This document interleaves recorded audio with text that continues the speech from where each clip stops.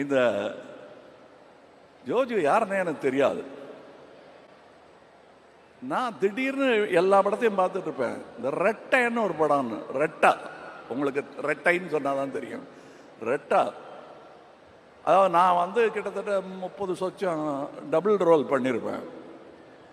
ஒன்று மூக்கு வச்சுப்பேன், காது வச்சுப்பேன்.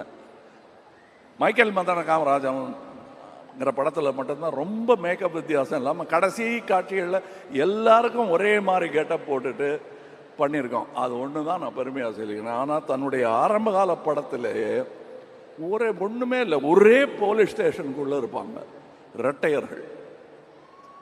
தனியாக தெரியும், இது அந்த சகோதரன், இது இந்த சகோதரன். ஜோஜு, நீங்கள் வந்து நான் பொறாமைப்படும் நடிகர்களில் ஒருவர்.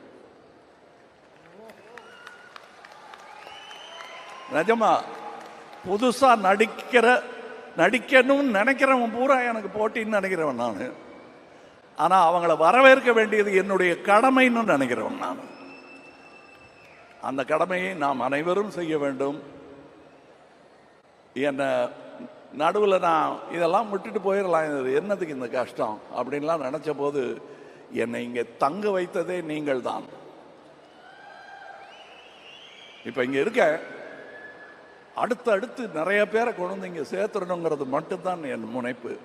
நான் தோள் கொடுக்கும் இந்த சினிமா பல்லக்கில் திறமையானவர்கள் எல்லாரும் ஏறி அமரலாம்.